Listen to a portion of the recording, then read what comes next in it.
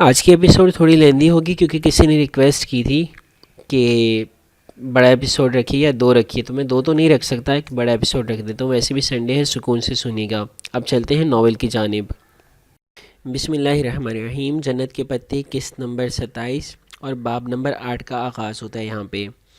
پچھلے باب میں ہم لوگوں نے دیکھا آخر میں کہ پاشا جو ہے وہ حیا کا پیچھا کر رہا تھا، اور وہ حیا اور حالے یہ دونوں جب استنبول گھوم رہی تھی تو وہاں ان کے پیچھے پڑ گیا تھا۔ وہ دونوں انہوں نے بہت کوشش کی، ہر جگہ بھاگنے کی کوشش کی، لیکن وہ ہر جگہ ان کے پیچھے آ گیا۔ اس کے بعد ان دونوں نے مل کے اس کے اوپر کافی انڈیل دی۔ اس کے علاوہ ہم نے یہ دیکھا کہ حیا کو اس کے پزل کا جواب مل گیا تھا۔ یہ سب ہم نے پچھلے ایپیسوڈ میں دیکھا۔ اب قسط نمبر 27 کا آغاز کرتے ہیں۔ پاشا کے لیے یہ حملہ قطعاً غیر متوقع تھا۔ گو کی رد عمل کے طور پر اس نے چہرہ فوراً پیچھے کیا تھا، اس کے باوجود کافی اس کی رخسار کو جھلسا گئی تھی۔ چھبک چھبک، جلدی جلدی۔ حالی نے اس کا ہاتھ تھاما اور دوسرے لمحے وہ دونوں باہر بھاگی تھیں۔ کافی گرم تھی اور اس نے پاشا کا چہرہ سرخ کر دیا تھا۔ وہ بلبلا کر چہرہ ہاتھوں سے صاف کرنے کی کوشش کر رہا تھا۔ دوسرے گاہک اور ویٹرز اس کی جانب لپکے تھے۔ یہ وہ آخری منظر تھا جو حیا نے باہر نکلنے سے پہلے دیکھا تھا۔ وہ نہیں آ رہا، چلو جلدی۔ گلی میں لوگوں کے رش میں سے رسہ بناتے ہوئے تیز قدموں سے دوڑتے۔ حالے بار بار گردن موڑ کر دیکھتی رہی تھی۔ برگر کنگ سامنے ہی ہے، جلدی سے اس میں چلے جاتے ہیں اس سے پہلے کہ وہ باہر نکلے۔ مگر تمہیں اس پہ کافی الٹنے کی کیا ضرورت تھی؟ حالے جھنجھلائی۔ کچھ پرانے حسابات ادارنے تھے، یہ حیا نے دل میں سوچا۔ تم خود ہی تو میرے کپ کی طرف اشارہ کر رہی تھی۔ میرا مطلب تھا کہ کپ چھوڑو اور باہر نکلو۔ وہ مزید بحث کیے بنا ہاتھ سے حالی کو ساتھ کھینچتی برگر کنگ کا گلاس ڈور دھکیل کر اندر داخل ہوئی۔ وہ دونوں ایسے اندھا دھند طریقے سے دوڑتی آئی اور استقبالیہ کاؤنٹر پہ آ کر دم لیا کہ وہاں موجود لڑکا قدرے بوکھلا گیا۔ کیا ہوا؟ جہان نہیں ہے ادھر؟ وہ سمجھا وہ دوبارہ جہان کے لیے آئی ہیں۔ ٹھیک ہے ٹھیک ہے، یعنی پھولے تنفس کے درمیان ہاتھ اٹھا کر کہا۔ تمہارے کچن میں کوئی دروازہ ہے جو پچھلی گلی میں کھلتا ہے؟ کچن میں نہیں، مگر پینٹری میں بیک ڈور ہے، آپ میرے ساتھ آئیں۔ شاید وہ سمجھ گیا تھا کہ وہ دونوں کسی سے بچنا چاہ رہی ہیں، سو بنا کوئی مزید سوال کیے وہ انہیں اپنی رہنمائی میں پینٹری میں لے آیا۔ پینٹری مستطیل سی تھی اور اس میں سٹوریج شیلف اور بڑے بڑے فریزر رکھے تھے۔ کچھ دوسرا کاٹ کا باڑ بھی تھا۔ وہ رہا دروازہ۔ اس نے ایک دروازے کی جانب اشارہ کیا اور ایک مشکوک نظر ان پہ ڈالتا واپس پلٹ گیا۔ حالی نے پینٹری سے کچن میں کھلنے والا دروازہ بند کیا اور پھر قدر تذبذب سے پچھلی گلی کے دروازے کو دیکھا۔ ابھی باہر نکلنے کا کیا فائدہ؟ گرسل تو 1:30 بج جائے گی، تب تک یہیں بیٹھتے ہیں۔ وہ ایک کونے سے 2 پلاسٹک کرسیاں اٹھا لے اور کمرے کے وسط میں فرش میں آمنے سامنے رکھی۔ ویسے اب میں سوچ رہی ہوں کہ تم نے ٹھیک ہی کیا۔ استقلال جدیسی میں اکثر ایسے ڈرنک لوگوں سے ٹکراؤ ہو جاتا ہے جو عجیب حرکتیں کرتے ہیں۔ تبھی میں نے کافی الٹی تاکہ وہ فوراً ہمارے پیچھے نہ آ سکے۔ وہ کرسی پہ نہیں بیٹھی بلکہ دروازے کے قریب چلی آئی تھی۔ دروازے کے ساتھ ایک چوکور کھڑکی نما روشن دان تھا۔ وہ بہت اونچا نہیں تھا بلکہ حیا کے چہرے کے بالکل برابر آتا تھا۔ اسے روشن دان کی شیشے کی سلائیڈ ایک طرف کی تو ٹھنڈی ہوا اور پچھلی گلی کی آوازیں اندر آنے لگیں۔ وہ استقلال اسٹریٹ کی بغلی گلی تھی۔ استقلال اسٹریٹ کے دونوں جانب ایسی ہی گلیاں تھیں جو ذرا تنگ اور چھوٹی مگر دونوں اطراف سے عمارتوں سے گھری تھیں۔ اب تم مجھے بتاؤ یہ منگنی کا کیا قصہ ہے؟ ذرا سکون کا سانس ملا تو حالے کو ادھوری بات یاد آ گئی۔ وہ پرجوش سی کرسی پہ آگے ہو کر بیٹھی۔ حیا نے پلٹ کر دیکھا اور مسکرا دی۔ جو تناؤ اور پریشانی وہ تھوڑی دیر قبل محسوس کر رہی تھی وہ پینٹری کی فضا میں تحلیل ہوتا جا رہا تھا۔ بتاتی ہوں۔ وہ کرسی پہ آ بیٹھی اور گورسل شٹل آتے تک وہ سارا قصہ سنا چکی تھی۔ بس میں بھی سارا رستہ وہ دونوں یہی باتیں کرتی رہیں۔ اچھا، اگر وہ جانتا تھا تو اس نے پہلے اظہار کیوں نہیں کیا؟ اب کر دیا یہی بہت ہے۔ وہ بہت پریکٹیکل اور کم گوش آدمی ہے۔ اس سے وابستہ توقعات میں نے اب کم کر دی ہیں، اسے شانے اچکا کر کہا۔ کمرے میں آ کر حالے تو سونے چلی گئی۔ ٹالی اور چیری بھی تب تک سو چکی تھی، جبکہ اس نے پہلے تو اپنی میز کی دراز میں اس ڈبے کی تصدیق کی جس میں موبائل شاپ کے لڑکی نے جی پی ایس ٹریسر ڈال کر دیا تھا۔ وہ دراز میں ہی رکھی تھی جہاں وہ چھوڑ کر گئی تھی۔ پھر پاشا کو کیسے پتہ چلا کہ وہ کہاں ہے؟ ہو سکتا ہے اس کی کسی اور شے میں بھی ٹریسر ہو، یا پھر وہ محض اتفاق ہو۔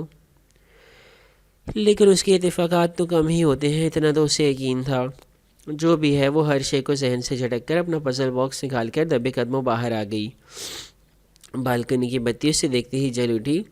وہ وہیں پہلے سینے پہ بیٹھ گئی اور پزل باکس چہرے کے سامنے کیا۔ چاروں پہیلیاں ایک چوکور کی صورت میں باکس کے چاروں طرف پہ لکھی تھی، چوکور اسکوائر، یعنی کہ ٹاکسم اسکوائر۔ دھڑکتے دل اور نم ہتھیلیوں کے ساتھ وہ سلائڈز اوپر نیچے کرنے لگی۔ ٹاکسم کا آخری حرف ایم جیسے ہی جگہ پہ آیا، TAKSIM، کلک کی آواز کے ساتھ باکس کی دراز سپرنگ کی طرح باہر نکلی۔ وہ بنا پلک جھپکے بے یقینی سے باکس کے اندر دیکھ رہی تھی۔ اس نے میجر احمد کا پزل حل کر لیا تھا۔ وہ باکس کھول چکی تھی۔ دراز میں ایک سفید مستطیل کاغذ رکھا تھا۔ وہ کاغذ پوری دراز پہ فٹ آ رہا تھا۔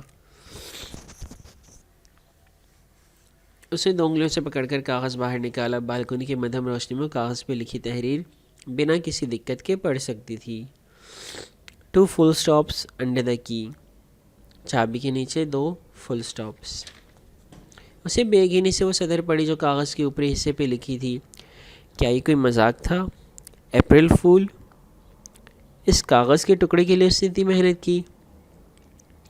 کاغذ کے چاروں کونوں میں چھوٹا چھوٹا سا 6 کا ہندسہ بھی لکھا تھا۔ اس نے کاغذ پلٹا، اس کی پشت پہ بالکل وسط میں ایک بار کوڈ چھپا تھا، موٹی پتلی 1 انچ کی لکڑی، اور ان کے نیچے ایک سیریل نمبر۔ شیمپوز، لوشن اور انگنت دوسرے اشیاء کے لفافوں اور ڈبوں کے کونوں میں اکثر ایسے ہی بار کوڈ چھپے ہوتے تھے۔ اس بار کوڈ کا وہ کیا کرے گی؟ مگر نہیں، باکس میں کچھ اور بھی تھا۔ دراز کی زمین سے ایک لوہے کی لمبی اور عجیب وزن کی چابی چپکی تھی۔ اس نے 2 انگلیوں سے چابی کو کھینچا تو وہ جو گوند کے محض ایک قطرے سے چپکائی گئی تھی اکھڑ کر حیا کے ہاتھ میں آ گئی۔ حیا نے دیکھا چابی کے نیچے موجود لکڑی پہ 2 موٹے موٹے نقطے لگے تھے اور ان کے درمیان لکھا تھا ایمانیٹ۔ پھر کوئی پزل، پھر پہیلیاں، چابی تلے 2 فل سٹاپ۔ وہ دونوں نقطے اسے مل گئے، مگر اب وہ ان کا کیا کرے؟ کاش وہ یہ سب اٹھا کر میجر احمد کے منہ پر دے مار سکتی۔ یہ چابی کس شے کی تھی؟ کسی کمرے، کسی گاڑی، کسی گھر کی؟ اگر پہاڑ کھودنے پہ یہ مرا ہوا چوہا ہی نکلنا تھا تو بہتر تھا وہ اسے توڑ کر ہی نکال لیتی۔ اچھا مذاق تھا۔ اس نے خفگی سے دراز بند کی تو پھر باہر نکل آئی۔ اس نے دوبارہ دراز کو اندر دھکیلا، اسے پکڑے پکڑے سلائڈز اوپر نیچے کی۔ بار کوڈ کا سے حرف لفظ بگڑ گیا، باکس پھر سے لاک ہو گیا۔ اس نے ہاتھ ہٹایا تو دراز باہر نہیں آئی۔ واپس بستر پہ لیٹتے ہوئے وہ بے حد کڑ رہی تھی۔ ایک چابی سے کوئی اور پزل باکس کھولے گا، اس سے کوئی اور اس سے کوئی اور کیا وہ ساری زندگی مکفل تالے ہی کھولتی رہے گی؟ اچھا مذاق تھا۔ پھر وہ ذہن سے سوچیں جھٹک کر پاشا کے بارے میں سوچنے لگی۔ ایک مطمئن مسکراہٹ جو خود بخود اس کے لبوں پر بکھر گئی۔ بہت اچھا کیا، اس نے کافی الٹ کر، وہ اسی قابل تھا۔ حقیقت میں اپنے روبرو پاشا کو دیکھتے ہوئے اسے تصاویر سے بہتر لگا تھا۔ اس کا قد کافی اونچا تھا، 6 فٹ سے بھی اوپر، اور لباس بھی مناسب تھا۔ آنکھوں پہ بغیر فریم کی گلاسز لگائے اور ذرا ذرا سی بڑی شیو۔ وہ روبرو دیکھنے میں بس ایسا تھا کہ مقابل اس کی عزت کرے، مگر اس سے بڑھ کر کچھ نہیں۔ ہینڈسم تو وہ اسے کبھی نہیں لگا تھا، نہ ہی اس کی شخصیت میں کوئی سحر تھا جس کی باتیں بہاریں کرتی تھی۔ وہ دیکھنے میں بس ایک درمیانے درجے کا آدمی لگتا تھا، یا پھر شاید استقلال اسٹریٹ میں چہل قدمی کرنے کے لیے اس نے خود کو ایک عام آدمی کی طرح ڈریس اپ کر کے کیموفلاج کر رکھا تھا۔ شاید یہی بات ہو۔ وہ انہی سوچوں میں گھیری کب نیند کے سمندر میں ڈوب گئی، اس سے علم ہی نہ ہو سکا۔ اس نے چابی کی ہول میں گھمائی اور پھر الماری کا پٹ کھولا۔ سامنے والے خانے میں جہاں چند کاغذات کے اوپر اس نے جلی ہوئی اطراف والا پزل باکس رکھا تھا وہ وہاں نہیں تھا۔ اس کے ذہن نے لمحوں میں کڑیوں سے کڑیاں ملائی۔ اگلے ہی پل وہ پٹ بند کر کے باہر نکل آیا تھا۔ بہارے گل، سیڑھیوں کے دہانے پہ کھڑے ہو کر اس نے آواز دی۔ بہارے کافی دنوں سے اسی آواز کی منتظر تھی، مگر عبد الرحمن کو اپنی مصروفیت میں الماری کھولنے کا موقع شاید آج ملا تھا، اس لیے اب آواز سن کر وہ جو ٹی وی کے سامنے بیٹھی تھی تابع داری سے اٹھی اور سر جھکائے مؤدب انداز میں سیڑھیاں چڑھنے لگی۔ 3ری منزل کے دہانے پہ پہنچ کر جھکا سر اٹھایا۔ وہ اس کے سامنے کھڑا تھا۔ وہ ابھی ہوٹل سے آیا تھا، سو ٹائی کے نوٹ ڈھیلے کیے کوٹ کے بغیر تھا۔ اسے متوجہ پا کر عبد الرحمن نے سوالیہ ابرو اٹھائی۔ کیا بہار گل مجھے بتانا پسند کریں گی کہ وہ پزل باکس کہاں ہے؟ میں پسند کروں گی، بہارے نے سادگی سے اس بات میں گردن ہلائی۔ میں نے وہ حیا کو واپس کر دیا۔ وہ چند لمحے کچھ کہہ ہی نہیں سکا۔ اس کا چہرہ بے تاثر تھا، مگر بہارے جانتی تھی کہ اسے دھچکا لگا ہے۔ کس کی اجازت سے؟ وہ تمہاری چیز نہیں تھی عبد الرحمن، جس کی تھی میں نے اسے دے دی۔ وہ چند ثانیوں سے دیکھتا رہا، پھر اس کے سامنے ایک پنجے کے بل فرش پہ بیٹھا اور سیدھا بہاری کی آنکھوں میں دیکھا۔ کیا تم نے مجھ سے رازداری کا وعدہ نہیں کیا تھا؟ میں رحمان کے بندے کو خوش کرنے کے لیے رحمان کو ناراض نہیں کر سکتی تھی۔ میں جھوٹ نہیں بول سکتی تھی۔ اس کی بڑی بڑی آنکھیں بھیگ گئیں۔ جو جتنا اچھا جھوٹ بولتا ہے بہارے، یہ دنیا اسی کی ہوتی ہے، لیکن پھر اس کی آخرت نہیں ہوتی، یہ عاشق گل کہتی ہے۔ وہ زخمی انداز میں مسکرایا۔ پھر تو مجھے تمہارے دوسرے وعدے کا بھی اعتبار نہیں کرنا چاہیے۔ نہیں، ہم واقعی جزیرے پہ کسی سے تمہارے بارے میں بات نہیں کرتے۔ وہ نہیں، ایک اور وعدہ بھی تھا ہمارے درمیان، ہمارا لٹل سیکرٹ۔ بہارے کے کندھوں پہ ایک دم بہت بھاری بوجھ سا آ گرا۔ اس نے اداسی سے عبد الرحمن کو دیکھا، جو منتظر سا اسے ہی دیکھ رہا تھا۔ بہت پہلے عبد الرحمن نے اسے عہد لیا تھا کہ اگر وہ مر گیا تو وہ اسے جنازہ بھی دے گی اور اسی میت کو اون بھی کرے گی۔ تم سچ بولنے والی بہاری گل پہ اعتبار کر سکتے ہو۔ پورا دلار بلکہ پورا ترکی تمہیں چھوڑ دے گا، مگر بہاری گل تمہیں کبھی نہیں چھوڑے گی۔ اور ہو سکتا ہے کہ ایک وقت ایسا ہے جب تم مجھے پہچاننے سے بھی انکار کر دو۔ تم کہو کون عبد الرحمن؟ کہاں کا عبد الرحمن؟ تم ایسی باتیں مت کرو، مجھے دکھ ہوتا ہے۔ اور اس بارے میں بھی عائشہ گل کی کوئی کہاوت ضرور ہوگی۔ وہ ذرا سا مسکرایا۔ اس کو چھوڑو، وہ تو بہت کچھ کہتی رہتی ہے، میں دوسرے کان سے نکال دیتی ہوں۔ اسے ناک پہ سے مکھی اڑا کر گویا عبد الرحمن کو اپنی وفاداری کا یقین دلایا۔ وہ تو مجھ سے اتنی خفا ہوئی تھی کہ میں نے تم سے شادی کی بات کیوں کی؟ لہجہ بھر کو رک کر بہاری نے ذرا تشویش سے بولی۔ تم مجھ سے شادی کرو گے نا عبد الرحمن؟ ساتھیوں سے گردن موڑ کر ادھر ادھر دیکھ بھی لیا، عائشہ قریب میں کہیں نہیں تھی۔ وہ دھیرے سے ہنس دیا۔ مگر میں تمہاری نئی دوست میں دلچسپی رکھتا ہوں۔ وہ تم سے شادی کیوں کرے گی؟ وہ اپنے کزن کو پسند کرتی ہے اور اس کا کزن بہت ہینڈسم ہے۔ بہارے کو جیسے بہت غصہ آیا تھا۔ اور تمہاری دوست کو عبد الرحمن جیسا کوئی بدصورت نہیں لگتا ہوگا، ہے نا؟ یہ سچ ہے، اسے تم بالکل پسند نہیں ہو، مگر مجھے تم سے زیادہ کوئی ہینڈسم نہیں لگتا۔ وہ مسکراتے ہوئے اٹھ کھڑا ہوا۔ بہارے نے گردن اٹھا کر اسے دیکھا۔ سنو، وہ حیا کے پزل باکس پہ جو پہیلی کھودی تھی وہ کس نے لکھی تھی؟ وہ جاتے جاتے ذرا چونک کر واپس پلٹا۔ مجھے کیسے علم ہو سکتا ہے؟ میں نے تو ابھی تک اس باکس پر غور ہی نہیں کیا تھا۔ نہیں، دراصل میرے باکس کی پہیلی اور حیا کی پہیلی بالکل ایک سی لکھی تھی۔ تبھی حیا نے مجھ سے پوچھا تھا کہ میری پہیلی کس نے لکھی ہے۔ وہ واقعتاً چونکا تھا۔ اسے یہ محسوس کیوں نہیں کیا؟ وہ یہ بات نظر انداز کیوں کر گیا؟ پھر تم نے کیا کہا؟ بلکہ ٹھہرو، تم نے کہا ہوگا کہ عبد الرحمن کے پاس ہر کام کے لیے بہت سے بندے ہوتے ہیں۔ بہارے کا منہ کھل گیا۔ تمہیں کیسے پتا؟ بہارے گل، میں تمہاری سوچ سے بھی زیادہ اچھے طریقے سے تمہیں جانتا ہوں۔ وہ کہہ کر رکا نہیں۔ بہارے نے آزردگی سے اسے جاتے دیکھا۔ وہ اس سے خفا تھا، وہ جانتی تھی، مگر عائشہ کہتی تھی بندہ خفا ہو جائے خیر ہے، بس رحمان خفا نہ ہو۔ اف، اسے سر جھٹکا۔ عائشہ گل کی کہاوتیں۔ آڈیٹوریم اسٹوڈنٹ سے کھچا کچ بھرا تھا۔ باسکٹ بال کا میچ جاری تھا۔ کورٹ میں لڑکے نارنجی گیند اچھالتے ادھر ادھر بھاگ رہے تھے۔ تماشائیوں کی نگاہیں بھی گیند پہ لگی تھی۔ مخصوص شور، ہنگامہ اور رش۔ حیا ان سب سے بے نیاز اپنا بیگ تھامے کرسی کے قطاروں کے درمیان رستہ بناتی آگے بڑھ رہی تھی۔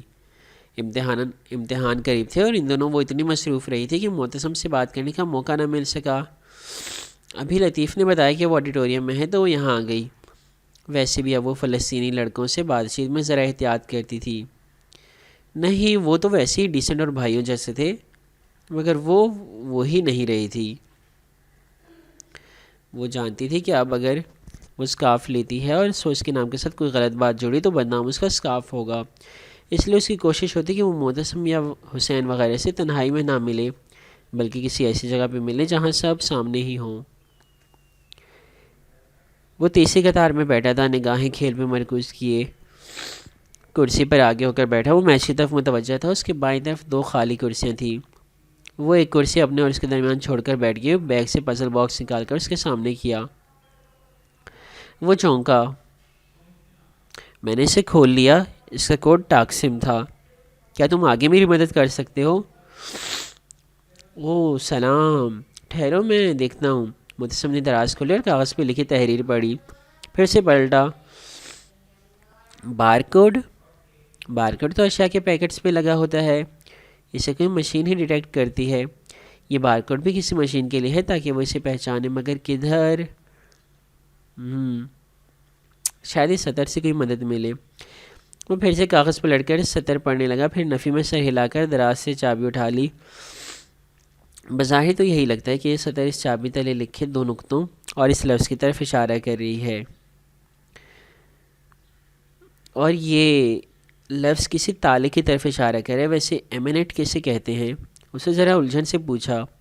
یہ امانت ہے، ہمارا والا امانت، ترکی میں بھی اس کو یہی کہتے ہیں۔ اسے بے اختیار گہری سانس اندر کھینچی۔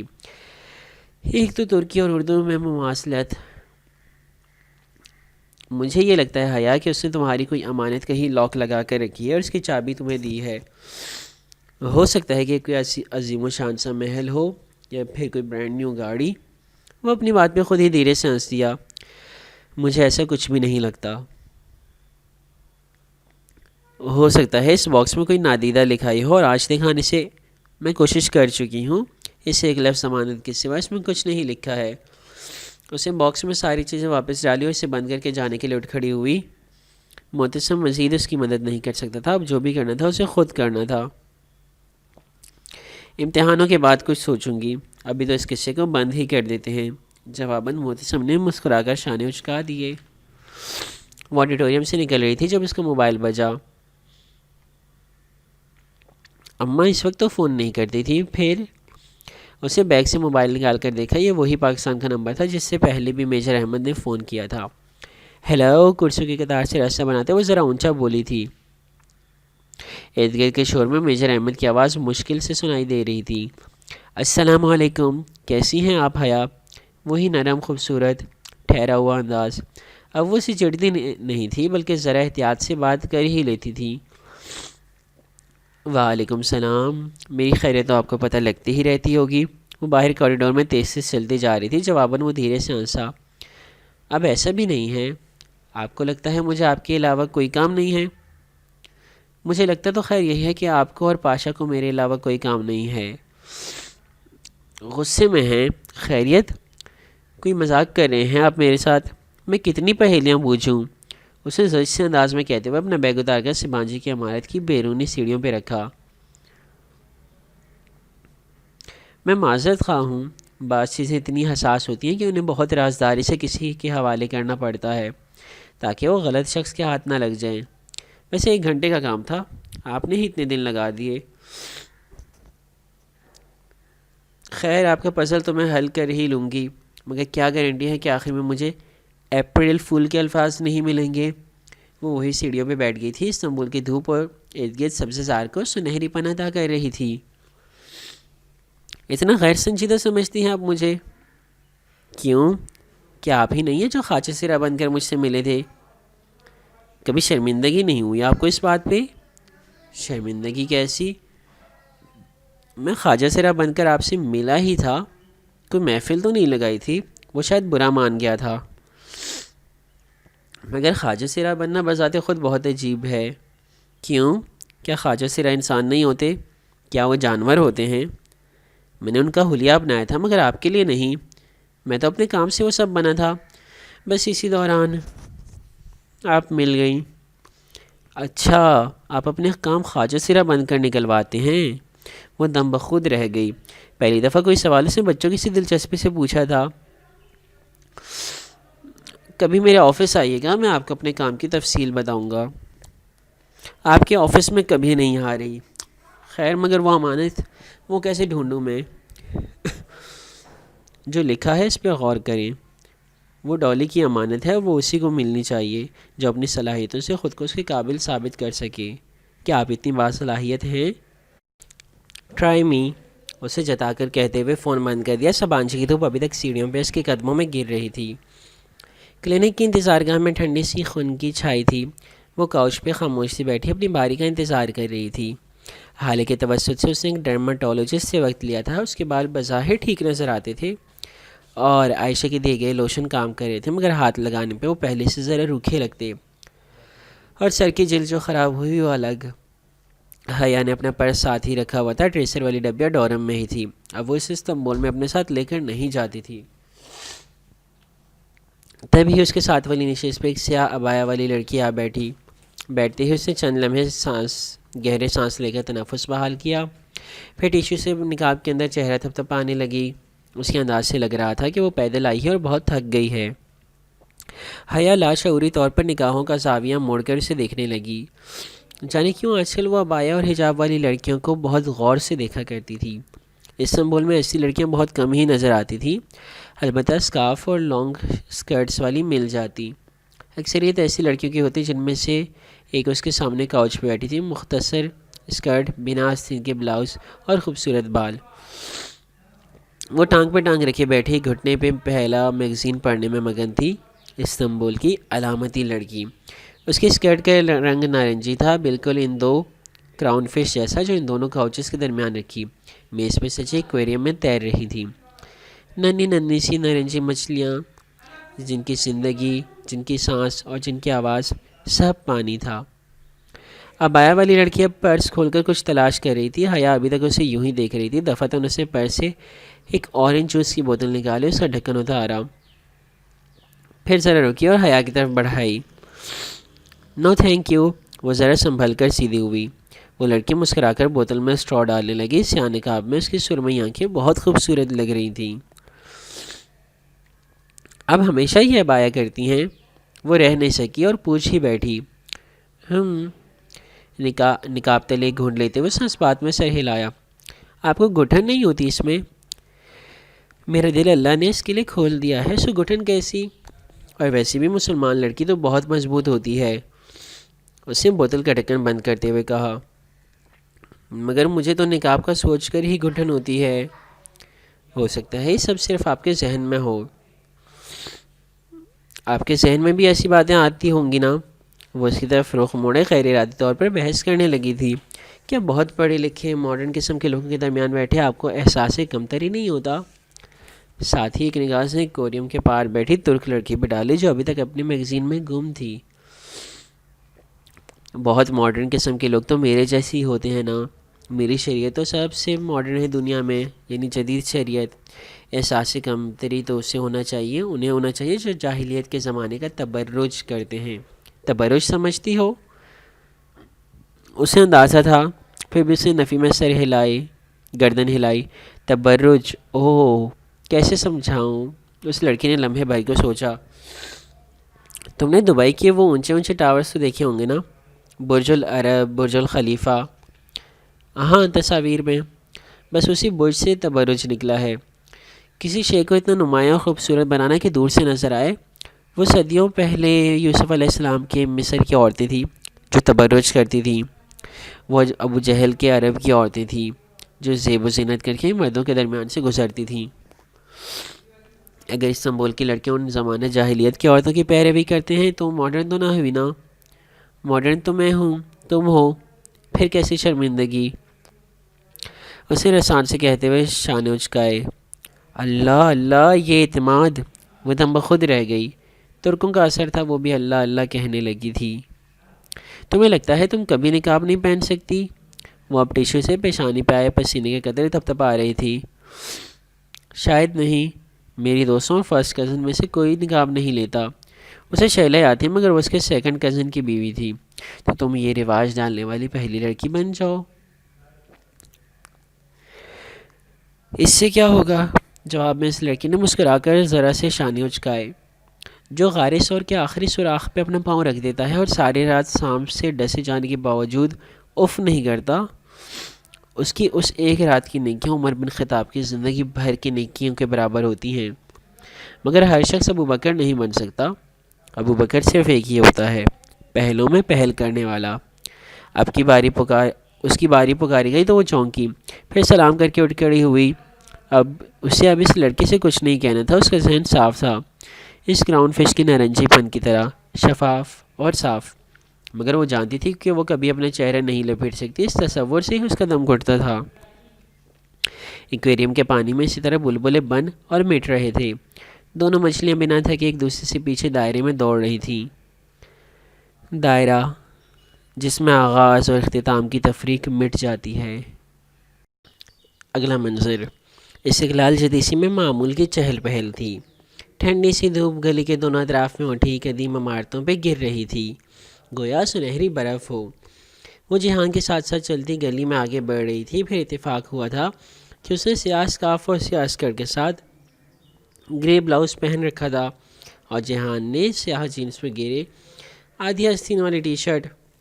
آج جب وہ ادھر آئی تھی تو اس نے خواہش کی تھی کہ وہ استقلال اسٹریٹ کو ختم کرنا چاہتی ہے، اسے اس گلی کا انت دیکھنا تھا۔ اب وہ اسی لیے چلتے جا رہے تھے۔ کچھ پیو کی؟ جہان نے رک کر پوچھا، پھر جواب کا انتظار کیے بنا ایک کیفے میں چلا گیا۔ جب باہر آیا تو اس کے ہاتھوں میں 2 ڈسپوزیبل گلاس تھے اور بغل میں رول شدہ اخبار۔ شکریہ، اسے مسکراتے ہوئے گلاس تھاما۔ جھاگ سے بھرا پینا کولاڈا، ناریل اور اناناس کی رسیلی خوشبو اور دور ٹاکسم اسکوائر سے اڑتی ٹیولپس کی مہک۔ اسے آنکھیں بند کر کے سانس اندر کھینچی۔ جہاں سکندر کا استنبول بہت خوبصورت تھا۔ اچھا ہے، وہ خود ہی تبصرہ کرتا گھونٹ بھر رہا تھا۔ حیا نے اس کے گلاس پکڑے ہاتھ کو دیکھا، اس نے وہ پلاٹینیم بینڈ نہیں پہن رکھا تھا۔ یہ ان کی منگنی کے بعد پہلی ملاقات تھی اور اس میں اتنی انا تو تھی کہ اسے خود سے کبھی اس موضوع کو نہیں چھیڑنا تھا۔ تم مجھ سے 2 دفعہ آئی تھی، بیک ڈور کی ضرورت کیوں پڑ گئی؟ وہ سرسری انداز میں پوچھ رہا تھا۔ یقیناً اس کے ورکر نے اسے پوری رپورٹ دی ہوگی، مگر جواب اس کے پاس تیار تھا۔ عائشہ گل نے بے شک کہا تھا کہ سچ سے بہتر کوئی جواب نہیں ہوتا، مگر اس وقت عائشہ کون سا دیکھ رہی تھی؟ کوئی جاننے والا نظر آ گیا تھا۔ حالی اور میں نے اسے ٹکرانے سے بہتر سمجھا کہ دوسری گلی میں چلے جائیں۔ ویسے بھی شٹل کے آنے تک ہمیں انتظار تو کرنا تھا۔ اگر کبھی پچھلی گلی میں کوئی جاننے والا ملے اور تمہیں استقلال میں آنا پڑے تو بے شک برگر کنگ کے اسی دروازے کو استعمال کر لینا، اس کی پچھلی طرف گھنٹی لگی ہے۔ گلاس خالی کر کے جہان نے کچرے دان میں اچھال دیا۔ حیا کا ابھی آدھا گلاس باقی تھا۔ تم بتاؤ تمہیں لندن کب جانا ہے؟ وہ کافی بلند آواز میں بول رہی تھی۔ قریب سے گزرتے تاریخی سرخ ٹرام میں سوار سیاحوں کا گروہ اونچی اونچی سیٹیاں بچا رہا تھا، جس کے باعث کان پڑی آواز سنائی نہ دیتی تھی۔ اگلے ماہ کا سوچ رہے ہیں، تب تک تم بھی فارغ ہوگی۔ باقی ایکسچینج اسٹوڈنٹس کہاں جا رہے ہیں؟ کچھ ترکی میں ہی گھومے پھریں گے اور کچھ قطر، پیرس، دبئی وغیرہ جا رہے ہیں۔ تو تم ہمارے ساتھ لندن چلو نا، پھر جولائی میں واپس آ کر کلیئرنس کروانا اور پاکستان چلی جانا۔ میں اپنی دوستوں کے ساتھ بیوکدا میں رہنا چاہتی ہوں۔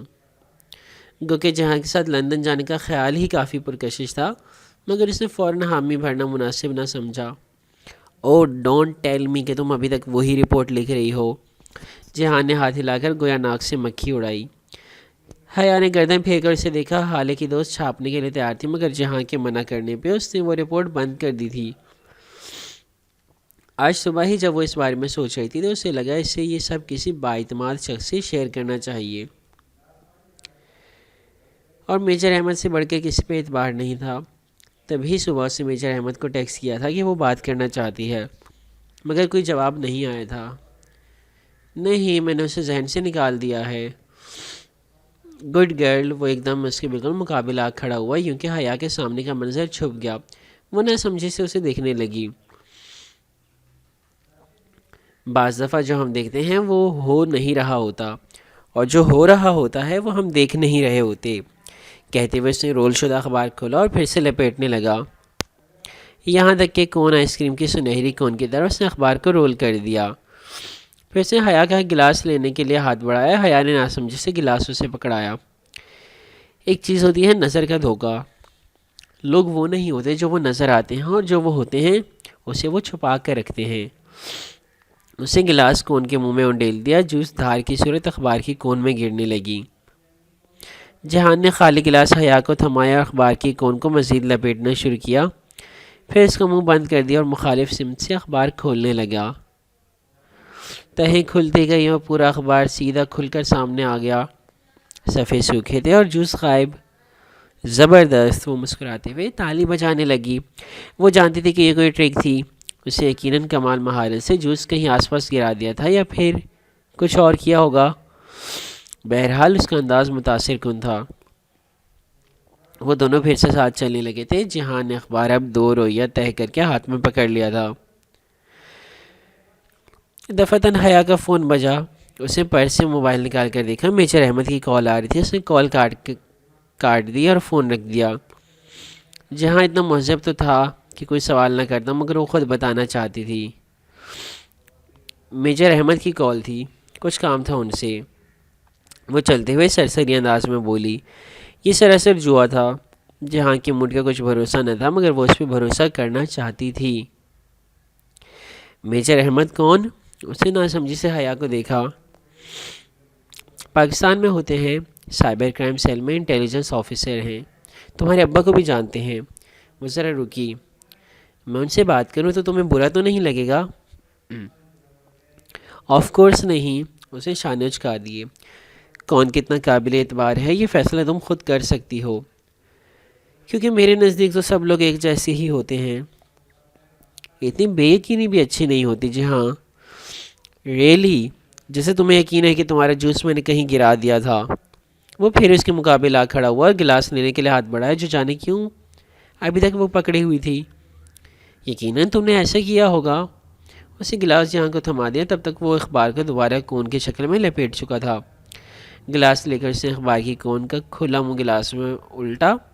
پینا کولاڈا ایک دھار کی صورت گلاس میں گرنے لگا۔ وہ بے یقینی سے ساکت کھڑی دیکھ رہی تھی۔ یہ تم نے کیسے کیا؟ میں نے خود دیکھا تھا کہ اخبار سوکھا تھا، پھر یہ جوس کہاں سے آیا؟ اگر جادوگر اپنی ٹرک کے فوراً بعد ہی راز بتا دے تو کیا فائدہ؟ کبھی فرصت میں بتاؤں گا کہ یہ کیسے ہوا۔ البتہ اگر تم میری جگہ پر کھڑے ہو کر دیکھتی تو جان پاتی کہ میں نے یہ کیسے کیا ہے۔ جب تک انسان دوسرے کی جگہ پر کھڑا ہو کر نہیں دیکھتا، اسے پوری بات سمجھ میں نہیں آتی۔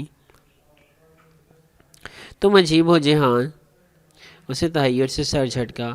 ان دونوں چیزوں کو ٹریش میں پھینک دو، میری پیاس مر گئی ہے۔ وہ ہنس پڑا۔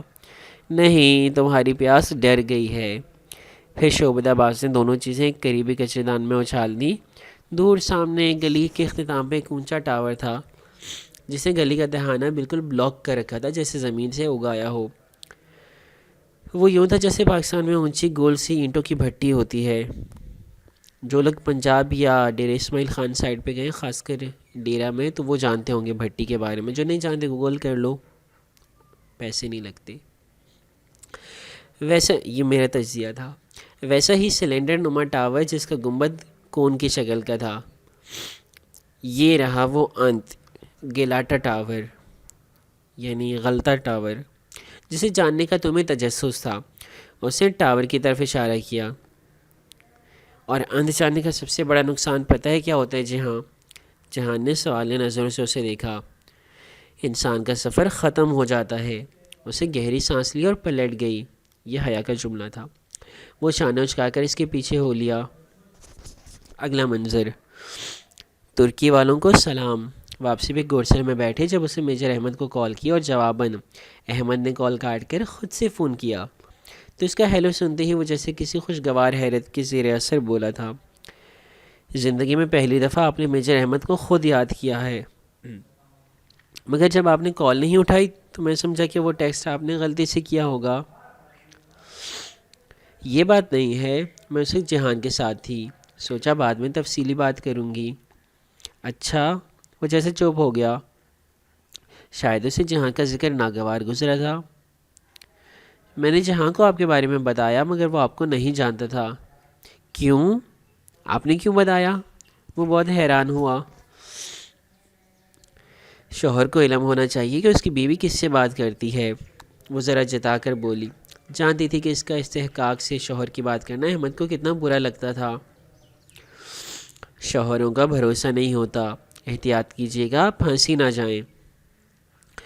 غلط کام تو نہیں کر رہی کہ پھنسوں؟ بہرحال ہم کام کی بات کریں تو اس کا لہجہ بے لچک ہو گیا، ساتھ ہی جو کچھ بے قدر میں وہ جان پائی تھی اس نے وہ احمد کو بتا دیا۔ میں وہ رپورٹ شائع کرانا چاہتی تھی مگر جہان نے منع کر دیا۔ روانی میں وہ کہہ گئی، پھر ایک دم خاموش ہو گئی۔ وہ تو منع کرے گا، اس کا بہت کچھ داؤ پہ جو لگے گا۔ خیر آپ بالکل وہ رپورٹ شائع کروائیں مگر حیا، اس سے کوئی فرق نہیں پڑے گا۔ کیا مطلب؟ وہ جہاں والی بات نظر انداز کر گئی۔ وہ ذاتی انات کے باعث کہہ رہا تھا یقیناً۔ ایک رپورٹ سے اے آر پی جیسے بندے کا کیا بگڑے گا؟ مافیا کے ایک ایک آدمی کے پیچھے پوری کی پوری نیٹ ورکنگ ہوتی ہے۔ عبدالرحمن جیسے شہرت زدہ مہری تو صرف پل کا کام کرتے ہیں، ایسے کہ اپنے دامن پہ کوئی چھینٹا نہ پڑے، سو ان کے خلاف نہ ثبوت ہوتے ہیں نہ کبھی فائلز کھلتی ہیں۔ مگر میں نے سنا ہے کہ اس کے عالمی دہشت گرد تنظیموں سے بھی۔ کس سے سنا ہے؟ وہ بات کاٹ کر بولا۔ لیڈی کبرا سے، ادالار میں۔ بہرحال یہ دوسری دنیا کے لوگ ہیں، آپ ان معاملوں میں مت پڑیں۔ تو پھر یہ پاشا میرے پیچھے کیوں پڑا ہے آخر؟ وہ زچ ہو کر بولی۔ مجھے تو لگتا ہے حیا کہ اس نے آپ کا پیچھا چھوڑ دیا ہے، اب صرف آپ اس کے پیچھے پڑی ہیں۔ وہ ایک دم چپ ہو گئی، اس کے پاس کوئی جواب نہ تھا۔ ویسے ضروری نہیں تھا کہ آپ جہاں سکندر کو میرے بارے میں بتائیں، انسان کو کچھ باتیں اپنے تک بھی رکھنی چاہیے۔ بس باسفورس برج سے گزر رہی تھی اور کھڑکی سے باہر پل تلے بہتا سمندر دیکھ سکتی تھی۔ وہاں حسب معمول ایک فیری تیر رہا تھا۔ میں نہیں چاہتی تھی کہ کوئی میرے اور آپ کے اس رابطے کو کبھی بھی غلط طریقے سے استعمال کرے، مجھے رسوا کر سکے۔ اللہ آپ کو رسوا نہیں کرے گا حیا، جنت کے پتے تھامنے والوں کو اللہ رسوا نہیں کرتا۔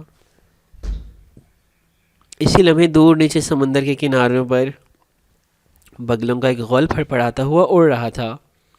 وہ نگاہیں ان کے بھورے سفید پروں پہ مرکوز کیے بالکل ٹھہر سی گئی تھی۔ اب جنت کے پتے کسے کہتے ہیں؟ احمد نے گہری سانس لی اور کہنے لگا، آپ جانتی ہیں جب آدم علیہ السلام اور حوا جنت میں رہا کرتے تھے، اس جنت میں جہاں نہ بھوک تھی نہ پیاس، نہ دھوپ اور نہ ہی برہنگی، تب اللہ نے انہیں ترغیب دلاتے درخت کے قریب جانے سے روکا تھا تاکہ وہ دونوں مصیبت میں نہ پڑ جائیں۔ وہ سانس لینے کو رکا۔ بس اب پل کے آخری حصے پہ تھی، بگلوں کا غول فیری کے اوپر سے پڑپڑاتا ہوا گزر رہا تھا، سمندر پیچھے کو جا رہا تھا۔ اس وقت شیطان نے ان دونوں کو ترغیب دلائی کہ اگر وہ اس ہمیشگی کے درخت کو چھو لیں تو فرشتے بن جائیں یا پھر ہمیشہ رہیں گے، انہیں کبھی نہ پرانی ہونے والی بادشاہت ملے گی۔ پل پیچھے رہ گیا۔ گورسل اب پرانے شہر اناتولیا یا ایشیائی حصے میں داخل ہو رہی تھی۔ وہ ہر شے سے بے نیاز یکسوئی سے سن رہی تھی۔ سو انہوں نے درخت کو چکھ لیا، حد پار کر لی تو ان کو فوراً بے لباس کر دیا گیا۔ اس پہلی رسوائی میں جو سب سے پہلی شے جس سے انسان نے خود کو ڈھکا تھا وہ جنت کے پتے تھے، ورق الجنہ۔ پرانے شہر کی سڑک پہ کوئی ٹریفک جام تھا۔ گورسل بہت سست روی سے چل رہی تھی۔ سڑک کنارے چلتے لوگ اور دکانوں پہ لگا رش، اسے کچھ دکھائی نہیں دے رہا تھا، وہ بس سن رہی تھی۔ آپ جانتی ہیں ابلیس نے انسان کو کس شے کی ترغیب دلا کر اللہ کی حد پار کروائی تھی؟ فرشتہ بننے کی اور ہمیشہ رہنے کی۔ جانتی ہیں یا فرشتے کیسے ہوتے ہیں؟ اسے نفی میں گردن ہلائی، گو کہ وہ جانتی تھی کہ وہ اسے نہیں دیکھ سکتا۔ فرشتے خوبصورت ہوتے ہیں۔ وہ لمحے بھر کر رکا۔ اور ہمیشہ کی بادشاہت کسے ملتی ہے؟ کون ہمیشہ کے لیے امر ہو جاتا ہے؟ وہ جسے لوگ بھول نہ سکیں، جو انہیں مشہور کر دے، ان کے دلوں پہ قبضہ کر لے۔ خوبصورتی اور امر ہونے کی چاہ، یہ دونوں چیزیں انسان کو دھوکے میں ڈال کر ممنوع حد پار کراتی ہیں اور پھل کھانے کا وقت نہیں ملتا۔ انسان چکتے ہی بھری دنیا میں رسوا ہو جاتا ہے۔ اس وقت اگر وہ خود کو ڈھکے تو اسے ڈھکنے والے جنت کے پتے ہوتے ہیں۔ لوگ اسے کپڑے کا ٹکڑا کہیں یا کچھ اور، میرے نزدیک یہ ورق الجنہ ہے۔ پرانے شہر کی قدیم اونچی عمارتوں پر سے دھوپ رینگ گئی تھی اور اب چھاؤں کی نیلاہٹ ان پر چھا رہی تھی۔ وہ سانس رو کے موبائل کان سے لگائے دم سادھی بیٹھے سن رہی تھی۔ جنت کے پتے صرف اسی کو ملتے ہیں جس نے ترغیب کو چکنے کی کوشش کی ہوتی ہے، اور ان کا سفر ان کو خود پہ لگا لینے کے بعد ختم نہیں ہو جاتا،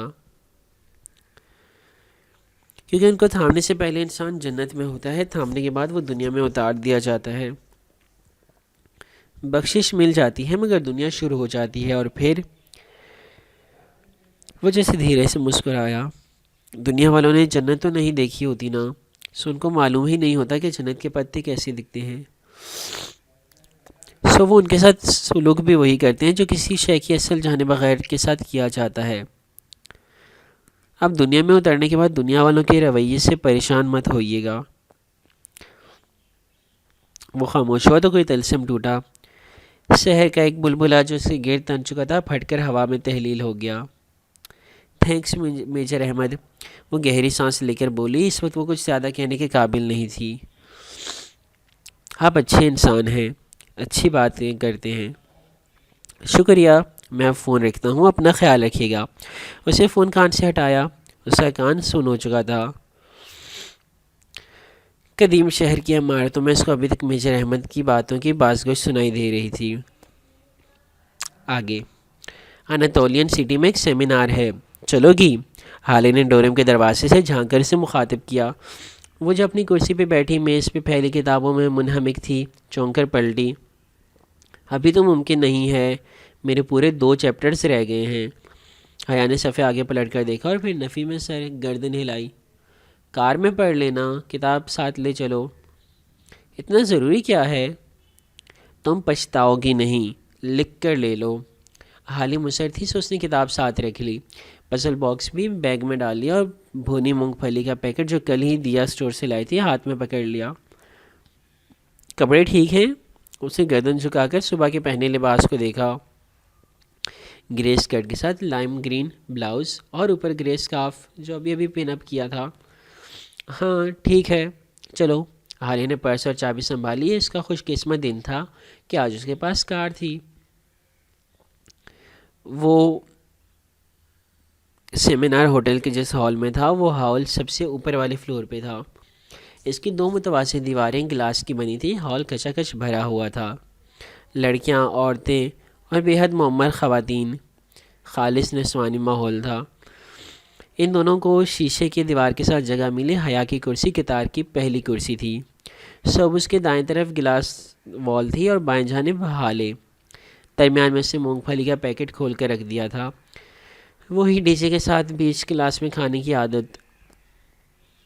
روسٹرم کے عقب میں دیوار اس خوبصورت بینر سے ڈھکی تھی جس پہ انگریزی میں لکھا تھا فیس ویل، مینڈیٹری اور ریکمینڈڈ۔ چہرے کا حجاب واجب یا مستحب؟ چہرے کا حجاب واجب یا مستحب؟ یہ سیمینار جو ہے یہ حیا کی زندگی بدل دے گا۔ جو حالے نے کہا تھا کہ تم پچھتاؤ گی نہیں، لکھ کر لے لو، تو واقعی سچ بات کہی تھی، اور یہ بہت بہت امپورٹنٹ ہوگا۔ حیا کی آگے کی زندگی اس سیمینار پہ ڈیپینڈ کرے گی۔ سیمینار میں سے کیا ہوگا؟ کیا اسپیکر کی باتیں اہم ہوں گی یا کوئی واقعہ ہوگا؟ کیا بادشاہ حیا کے پیچھے پڑا ہوا ہے کچھ ہوگا؟ لیکن یہ آپ نوٹ کر لیں، باقی تو میں نہیں بتاؤں گا، ابھی یہ چیز آپ نوٹ کر لیں کہ یہ سیمینار لائف چینجنگ ہوگا حیا کا۔ انشاءاللہ باقی اگلے ایپیسوڈ میں، تب تک اپنا خیال رکھیے گا۔ اللہ حافظ۔